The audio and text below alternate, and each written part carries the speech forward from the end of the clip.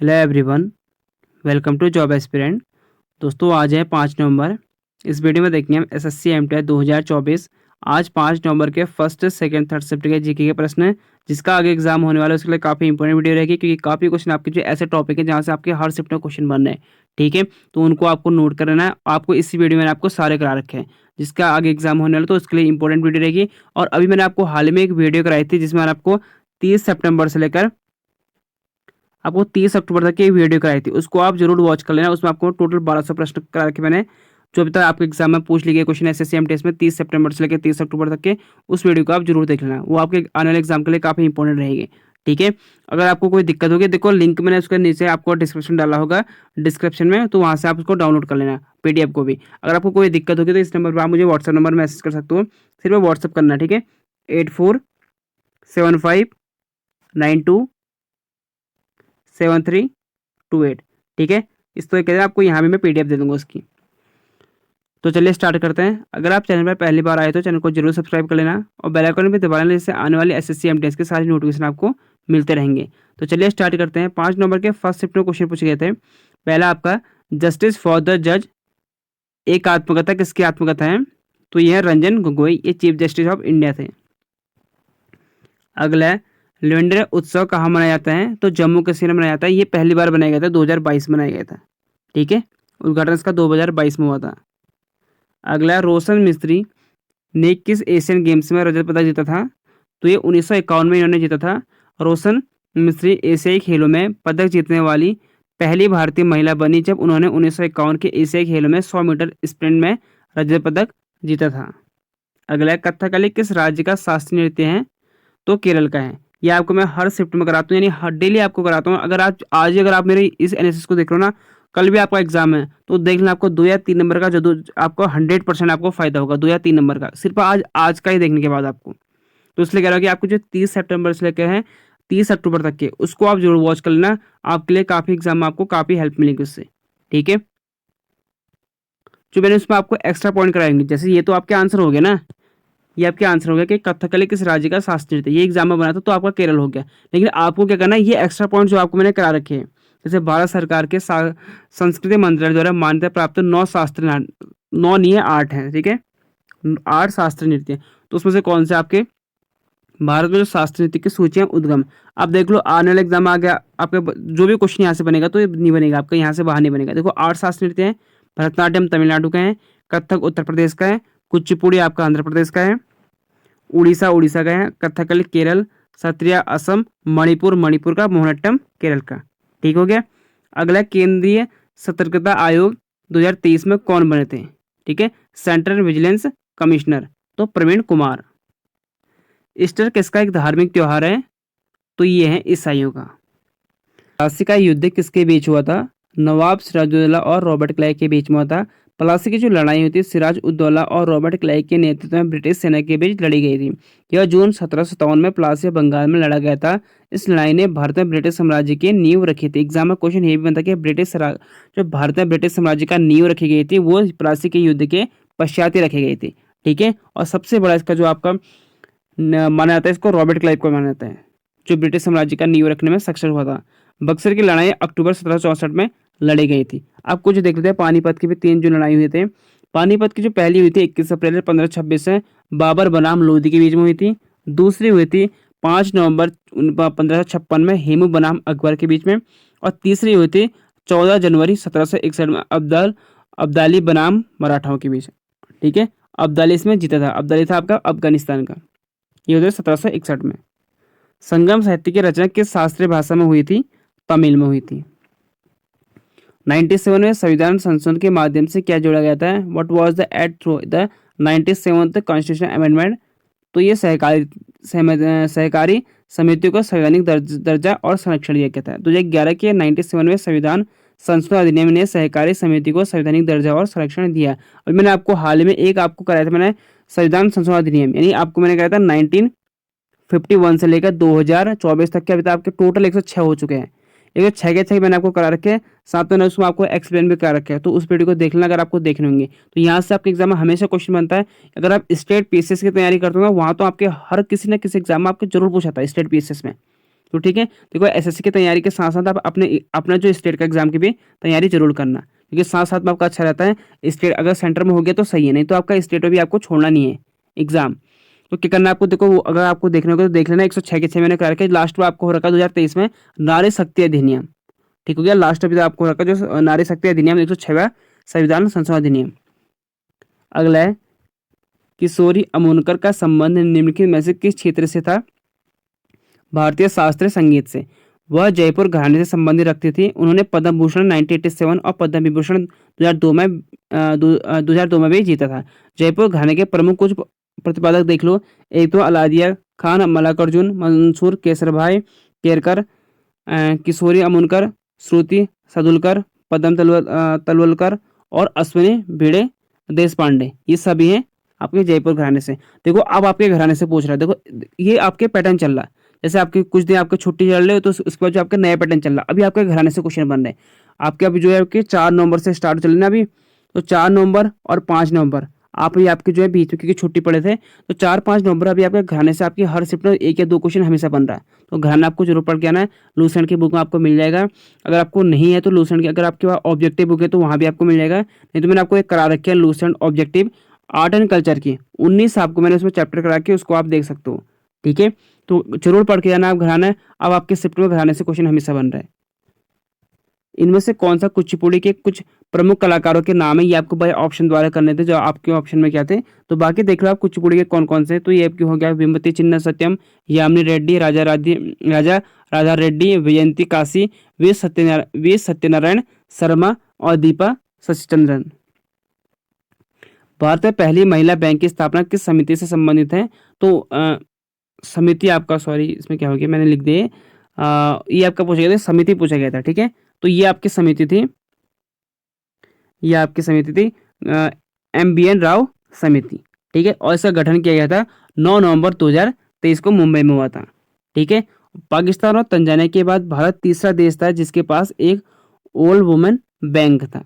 भारतीय महिला बैंक एक भारतीय वित्तीय सेवा बैंकिंग कंपनी थी, 2013 में इसका स्थापित हुआ था और मुख्यालय इसका जो आपके दिल्ली है, मुंबई में हुआ था, लेकिन इसकी हेडक्वार्टर जो है दिल्ली में है। ठीक है, स्थापना मुंबई में हुई थी लेकिन हेडक्वार्टर इसका है दिल्ली में। भारतीय महिला बैंक का गठन MBN राव समिति की सिफारिश पर किया गया था। 1 अप्रैल 2017 को बैंक का भारतीय स्टेट बैंक में विलय हो गया, यानी SBI में। प्रथम इसके अध्यक्ष थे MD, इसके प्रथम जो अध्यक्ष और MD थे वो थे उषा अनंत सुब्रमण्यम, और वर्तमान में कार्यकारी निदेशक हैं SM स्वाति। ठीक है, ये आपके हो गया आपके महिला बैंक से संबंधित। आप कुछ देख लेते हैं एक्स्ट्रा जो आपकी जो समितियां हैं। राजा चोले समिति जो भारत के कर से संबंधित यानी टैक्स सुधार से संबंधित है। शिवरामन समिति नाबार्ड से संबंधित है, नाबार्ड की स्थापना कब हुई थी? 1982 में। नरसिंह वर्मा समिति हुई थी 1951 में, ये है बैंक के क्षेत्र से सुधार के लिए। ये 3 के 3 इंपॉर्टेंट कर लें, यहाँ से आपके समिति से भी क्वेश्चन बनते हैं। ये भी आपके अभी हाल ही में ये पूछा गया था UPSC के एग्जाम में। याला राज्य चलिए समिति। लेटराइट मिट्टी कहाँ पाई जाती है? Where is the laterite soil found? पूर्व पश्चिमी घाट पाई जाती है। ठीक है, यह पूर्व के पठार के किनारे व तमिलनाडु, उड़ीसा, उत्तर में छोटा नागपुर के एक छोटे हिस्से और उत्तर पूर्व में मेघालय के छोटे हिस्सों को शामिल करते हुए पाई जाती हैं। यह लाल से पीले रंग की होती हैं। यह मिट्टी आयरन ऑक्साइड पोटेशियम से भरपूर है और इसमें नाइट्रोजन, फास्फोरस और कैल्शियम की कमी होती है। ठीक है, मिट्टी मूल्यवान निर्माण सामग्री प्रदान करती है। इसमें आपको क्या होता है? नारियल, चाय, कॉफी, सुपारी, रबर अधिकांश ये होते हैं। अधिकांश और शुष्क जलवायु वाले उष्णकटिबंधीय क्षेत्र में पाए जाते हैं अधिकांश। ठीक हो गया, अगला देख लेते हैं हम। भारतीय संविधान में अनुच्छेद 92 किससे संबंधित है? ये अध्यक्ष या उपाध्यक्ष से संबंधित है। निम्न में से किसे कथक के लिए संगीत नाटक अकादमी पुरस्कार से सम्मानित किया गया था? तो सुनैना हजारीलाल। देखो जीके का क्वेश्चन आपका नो डाउट अच्छा खासा बन रहा है। टफ नहीं कहूँगा, इजी नहीं कहूँगा, मॉडरेट लेवल का है और टफ भी है। देखो आपको क्या करना है, इसलिए कह रहा हूँ कि आपको जो प्रीवियस ईयर क्वेश्चन एंड साथ में जो आपको एनालिसिस करा रहा है वो आपको देखने जरूरी है। ये आपको मुझे एक्स्ट्रा पॉइंट करा रहा हूँ ना, ये आपके एग्जाम में महत्वपूर्ण है। इसमें आपको 8 प्रमुख शास्त्रीय नृत्य करा दिए हैं, ये आपको ऊपर देख लिया है, तो यहाँ से आपके क्वेश्चन बन रहे हैं, तो ये आपको देखने जरूरी है क्योंकि ये आपका जीके बहुत बड़ा रोल रखने वाला है आपके सिलेक्शन में। ठीक है, ये आपको बता चुका मैं, सुनैना हजारीलाल है। 2011 में भारत सरकार ने उन्हें चौथे सर्वोच्च नागरिक सम्मान पद्मश्री से सम्मानित किया गया था। आया 5 नवंबर का सेकंड शिफ्ट, और आपके हर शिफ्ट में एक बुक पूछ, यार अब कहाँ से बुक पूछ लिया ये नहीं कह सकता। पढ़ लो बुक को अपने हिसाब से, जो प्रीवियस ईयर क्वेश्चन है जो आपको मैं साथ साथ में कर रहा हूँ उनको देख लो, बाकी आप देख ज़्यादा मत इसके पीछे मत भागना, क्योंकि पता नहीं कहाँ से क्वेश्चन पूछ लो। इन बुकों के पीछे मत भागना कभी भी, मैं क्या आपसे कह रहा हूँ बार बार, क्योंकि हमें पता नहीं कि कहाँ से क्वेश्चन पूछ ले।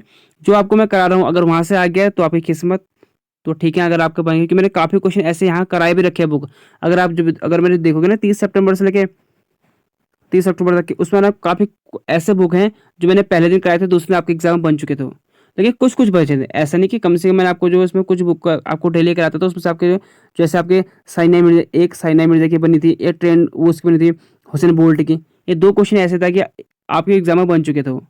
ठीक है, कभी कभी होता है कि देखो किस्मत वाली बात है उनकी। ऐसे देखो आपके मॉर्निंग फेज पुस्तक के लेखक कौन है? अमूल्य राज आनंद। अधिकतर आपके जो आपके प्लेयर है ना वहाँ से क्वेश्चन बन रहे हैं, जो प्लेयर हैं जिन्होंने अपने क्षेत्र में कुछ बेस्ट अचीवमेंट कर रखा है, वहीं से क्वेश्चन बन रहे हैं आपके। किस जनगणना में मृत्यु दर सबसे अधिक थी? तो 1921 जनगणना में। और जनगणना से क्वेश्चन आपके पढ़ने यहाँ इनको भी अच्छे से पढ़ गया ना। 1921 से 1951 के दशक को इस तरह जनसंख्या वृद्धि की अवधि के रूप में जाना जाता है। पूरे देश में स्वस्थ और स्वच्छता में समग्र सुधार से मृत्यु दर कमी हुई थी इसमें 1921 से 1951 के बीच। लेकिन आप क्या करोगे 1921 में। कैलकुलेटर महापात्र निम्नलिखित में से किस शास्त्रीय नृत्य का प्रसिद्ध नर्तक है? ये आपके 3 या 4 शिफ्ट बन चुका है क्वेश्चन। ठीक है, एसएससी एमटीएस 2024 में शायद 3 शिफ्ट बन चुका है, आज आपका तीसरा नंबर है, तीसरा बन चुका है। तो ये आपका उड़ीसा से संबंधित है। देखो ये सब याद कर लो आपको, भरतनाट्यम से रुक्मिणी देवी और अरुंडल, तो ये सब आपको याद कर लेना है, इनसे संबंधित व्यक्ति। ठीक है, कथक से कथकली, उड़ीसा और मणिपुर।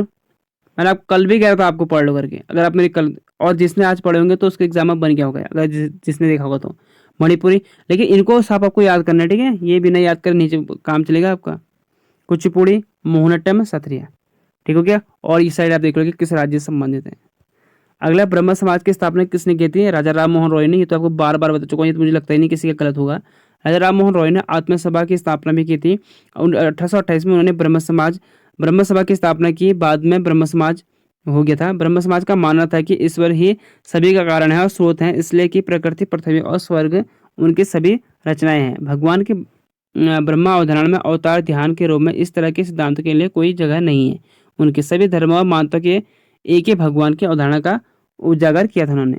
और मूर्ति पूजा को अपमानजनक बताया था, वो मूर्ति पूजा को नहीं मानते थे। कौन? ब्रह्म समाज के।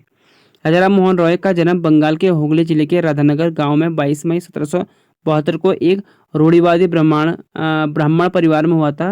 राजा राम मोहन रॉय पहले भारतीय माने जाते हैं जिन्होंने भारतीय समाज को मध्य युग से बाहर निकालने की कोशिश की थी। ठीक है, और इन्हें क्या कहता है? आधुनिक भारत के पिता के रूप में और भारतीय पुनर्जागरण के पिता के रूप में भी जाना जाता है। और अतीत और भविष्य के बीच पुल का ये भी इनको जाना जाता है इसके बारे में। ठीक है, युद्ध या बाहरी हमले के आधार पर राष्ट्रीय आपातकाल की घोषणा के बाद कौन सा अधिकार स्वतः निलंबित हो जाता है? तो अभिव्यक्ति की स्वतंत्रता। अभिव्यक्ति की जो स्वतंत्रता है किसमें? आर्टिकल 19 में।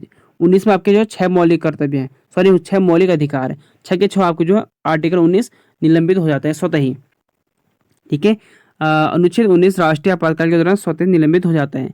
आपातकाल अवधि के दौरान प्राण और दैहिक स्वतंत्रता का अधिकार आर्टिकल 21 निलंबित नहीं होता। ये इंपॉर्टेंट रखना आपको कि आर्टिकल जो है 20 और 21 ऐसे आर्टिकल हैं आपके जो है ये इमरजेंसी के टाइम में भी निलंबित नहीं हो सकते। बाकी सभी अनुच्छेद आपके जो है निलंबित हो सकते हैं।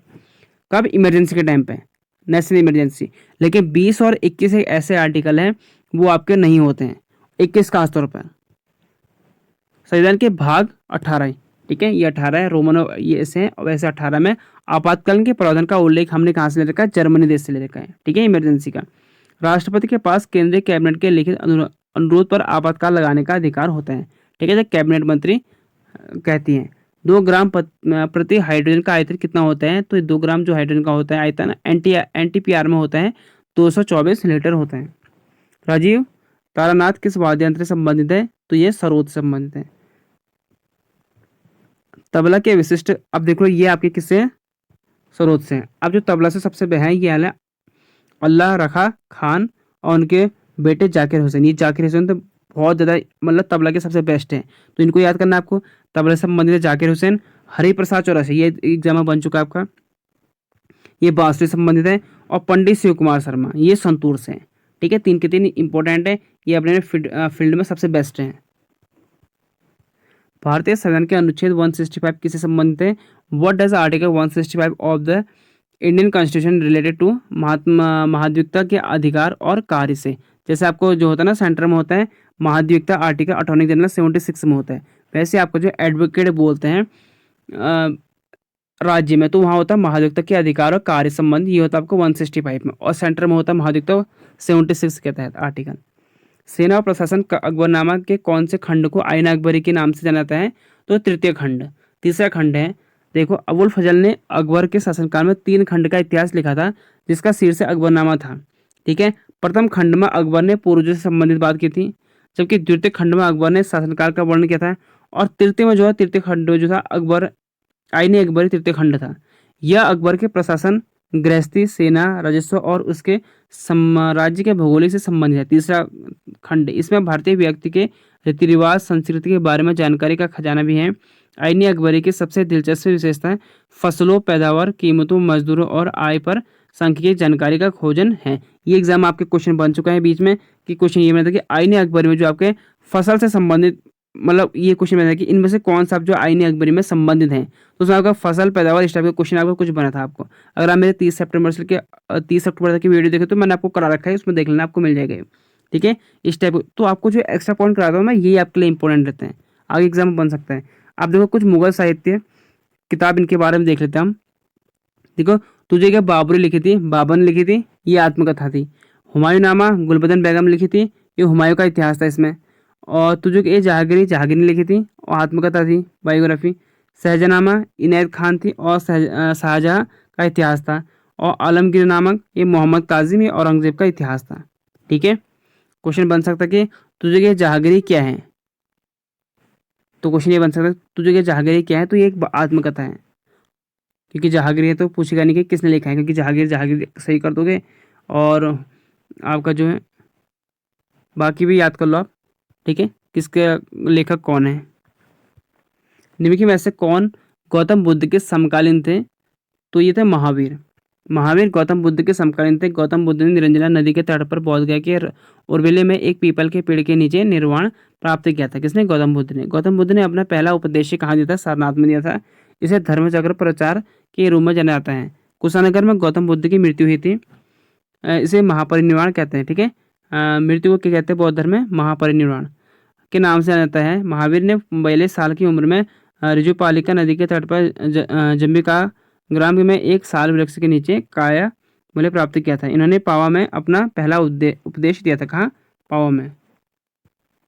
अगला है, अब है 5 नवंबर का थर्ड शिफ्ट। 2023 में वाराणसी से कौन सांसद है? Who was the MP from Varanasi in 2023? तो नरेंद्र मोदी थे, अभी भी यही हैं आपके। ठीक है, अभी नरेंद्र मोदी जी हैं अभी भी 2023 में भी, सॉरी 24 में भी, जो इस बार जो आपके चुनाव हुए थे यहाँ भी यही जीत चुके हैं। 23 में आपके चुनाव में यही जीते थे, क्योंकि करंट अफेयर आपके 2023 के पूछ रहा, अभी 24 से कोई करंट अफेयर नहीं पूछ रहा। ट्रेन टू पाकिस्तान के पुस्तक के लेखक कौन है? तो ये खुशवंत सिंह। ठीक है, पूरे देश, इसमें आपको जो है किसमें ट्रेन टू पाकिस्तान के में क्या क्या उल्लेख है ये देख लेते हैं हम। पूरे देश विभाजन के कहर और सिखों और मुसलमानों के बीच दंगों से हिल गया था, क्योंकि 1947 की बात है।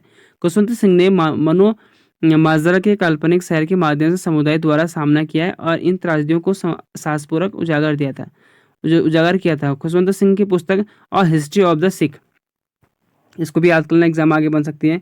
The history of the Sikh किसकी है? खुशवंत सिंह की है। इन्हें जो है 1974 में Padma Bhushan operation blue star के विरोध के कारण इन्होंने इसे वापस कर दिया था। ठीक है, ऑपरेशन ब्लू स्टार में इनको मिला था 1974 में, लेकिन बट इन्होंने वापस कर दिया था। पंजाब रत्न अवार्ड 2006 मिला, पद्म विभूषण 2007 मिला, साहित्य अकादमी फिलोसफी अवार्ड 2010 में, टाटा लिटरेचर लाइफ अवार्ड 2013 में, Kings college London philosophy award 2014 में मिला था। ठीक है, अब भारतीय लेखक, अब इनके बारे में देख लो, ये इंपॉर्टेंट है कि एग्जाम आगे बन सकते हैं पुस्तक। देखो, भारतीय लेखक अमिताभ घोष का पहला जो उपन्यास था द सर्कल ऑफ रीजन था, ये प्रकाशन होता है 1986 में। फिर सी ओ पॉपीज, ये था आपका, ये भी अमिताभ घोष के उपन्यास है। 2008 में मैन बुकर पुरस्कार के लिए चुना गया था। ये इंपॉर्टेंट एग्जाम बन सकता है, ये एग्जाम में आपके बन चुका है। द शैडो लाइन्स, ये आपके एग्जाम में बन चुका है कि अमित घोष की पुस्तक, तो आगे आपके फिर बन सकते हैं ये 2 क्वेश्चन। आपके फिर है शशि थरूर, एक भारतीय राजनीतिक लेखक, कांग्रेस पार्टी के सदस्य 2019 के लिए साहित्य अकादमी पुरस्कार ने दिया गया था।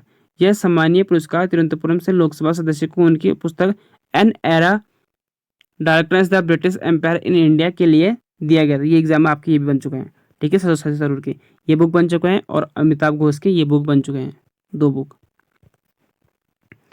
मोहम्मदन एंग्लो ओरिएंटल कॉलेज की स्थापना किसने की थी? तो सैयद अहमद खान ने की थी। 1875 में अलीगढ़ मुस्लिम विश्वविद्यालय के पूर्ववर्ती में मोहम्मदन एंग्लो ओरिएंटल कॉलेज की स्थापना 1977 में हुई थी, ठीक है। अलीगढ़ मुस्लिम विश्वविद्यालय की हुई थी 1875 में और मोहम्मदन एंग्लो ओरिएंटल कॉलेज की स्थापना हुई थी 1877 में।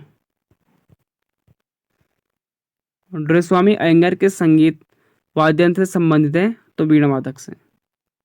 अल्टीमेट खो खो यूके के 2022 का आयोजन किस स्टेडियम में हुआ था? ये एक फ्रेंचाइज है, जैसे आपके आईपीएल होती है वैसी, तो इसका आपको जो सबसे पहले था 2022 में हुआ था।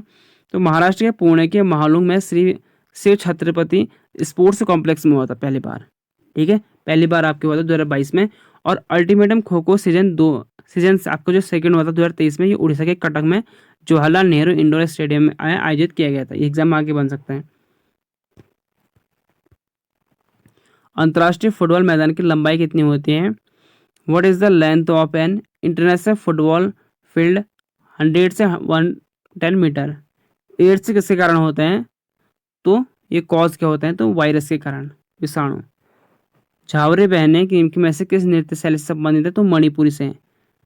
नैना, स्वर्णा, रंजना और दर्शना झावेरी एक शास्त्रीय मणिपुरी नर्तक हैं। शोध विद्वान और शिक्षाचार्य अंतर्राष्ट्रीय स्तर पर प्रसिद्ध झावेरी बहनों में से एक हैं, जिनका नाम मणिपुरी नृत्य का पर्याय बन गया है। मणिपुरी नृत्य, जिसे मणिपुरी रासलीला भी कहा जाता है, मणिपुर राज्य से उत्पन्न 8 प्रमुख भारतीय शास्त्रीय नृत्य में रूप में से एक है, ठीक है। ये भी एग्जाम आपके बन चुका है कि भाग्य चंद्र के शासनकाल में था मणिपुर के लोकप्रिय रासलीला नृत्य की उत्पत्ति की थी। ये एग्जाम बन चुका है कि मणिपुर के लोकप्रिय रासलीला नृत्य की उत्पत्ति किसने की थी? भाग्यचंद ने। ये आपके एसएससी एमटीएस 2024 एग्जाम बन चुके हैं। देख लो आप दोबारा इनको, ये पूछा गया आपसे। दर्शन झावरी इससे पहले भी क्वेश्चन बन चुका है, आपके रिपीट हो रखा है। इसलिए अगर अधिकतर क्वेश्चन आपके एग्जाम में आप रिपीट हो रहे हैं, बस आपको क्या करना है, अगर एसएससी की तैयारी करते हो ना, आप 5 साल पुराने प्रीवियस क्वेश्चन उठा लो। सिर्फ एसएससी के नहीं, जिस एग्जाम की तैयारी करें उसके नहीं। जैसे आपके आगे आपके एसएससी जीडी का एग्जाम होने वाला, अगर आप एसएससी जीडी के साथ एमटीएस, सीएचएसएल, सीजीएल, सीपीओ, इनके आप जो है सीएचएसएल, इनके जो आपके प्री वाले जो होते हैं ना, प्री एग्जाम के आप जरूर पढ़ लें। प्रीवियस क्वेश्चन आपकी 100 पढ़ना ही पढ़ना नहीं है, आपको देखने के साथ आपको पूछ के रहा पैटर्न के हिसाब से आपको, जैसे आपको लोक नृत्य है, शास्त्र नृत्य है, उनसे संबंधित व्यक्ति, वाद्य यंत्र उनसे संबंधित व्यक्ति, 2011 की जनगणना, ये सारे आपको पढ़ने। आर्ट एंड कल्चर से, स्पोर्ट्स से, 1 साल 2 साल पुरानी स्पोर्ट्स, और ओलंपिक से। ओलंपिक आपके जब से स्टार्ट हो रखे हैं सारे, और भारत का उसमें क्या प्रदर्शन रहा, ये सब कुछ आपको पढ़ने हैं। 8 से 10 क्वेश्चन आपके यहीं से बन जाते हैं। बाकी आपके आर्टिकल हो गए। अब्र का मुख्य उपयोग किस में होता है? तो विद्युत उद्योग में, ठीक है। ये चीज आपको याद करना है। फतेहपुर सिकरी में पंचमहल का निर्माण किसने करवाया था? अब जैसे मैंने आपको ये कराया, अकबर ने। अब इसके एग्जाम में पूछने के चांस इस बार बहुत कम है, लेकिन आपके एग्जाम में क्या पूछने के ज्यादा चांस है? ये आपके फतेहपुर सिकरी को मुगल, हिंदू और जैन वास्तुकला के सबसे अच्छे उदाहरण में से कुछ के लिए जाना जाता है। ये भी एग्जाम आपके इंपॉर्टेंट है। अब एग्जाम में आपके इससे पहले ये पूछ सकते हैं क्या कि आगरा कहाँ है? आगरा में। फतेहपुर सिकरी कहाँ है? किसने बनवाया? अकबर ने बनाया। कब बनाया? 1571 में बनाया था। लाल किला वो दिल्ली में है, शाहजहां ने बनाया था। कब बनाया था? 1639 से 1648 के बीच में। दिल्ली की पुरानी किला, तो दिल्ली में होगा। किसने बनवाया था? इंपॉर्टेंट है, शेरशाह सूरी, और 1533 में, ठीक है। ये चीज़ याद करना है। और आगरा की स्थापना किसने की थी? सिकंदर लोधी। ये आपके एग्जाम में बहुत बार बनता है। और इसके क्या करना है आपको? डेट भी याद करनी है, 1504 आगरा। निशागंधी महोत्सव भारत के किस राज्य में मनाया जाता है? तो केरल में मनाया जाता है। निशागंधी नृत्य महोत्सव निशागंधी एमपी थिएटर कनकुकनम पैलेस तिरुवनंतपुरम में प्रतिवर्ष आयोजित होने वाला शास्त्रीय नृत्यों का एक साप्ताहिक उत्सव है। राजकोष घाटा क्या है? What is the physical deficit? तो बजट व्यय माइनस उधार को छोड़कर बजट प्राप्ति। इंद्रावती राष्ट्रीय उद्यान किस राज्य में स्थित है? छत्तीसगढ़। कर्ण वंश को पराजित कर किसने अपना साम्राज्य स्थापित किया था? सातवाहन वंश ने। भारत में सबसे कम शहरी आबादी वाला राज्य कौन सा? क्या पूछ रहा है? सबसे कम शहरी आबादी ने जनसंख्या वाला राज्य, तो सिक्किम।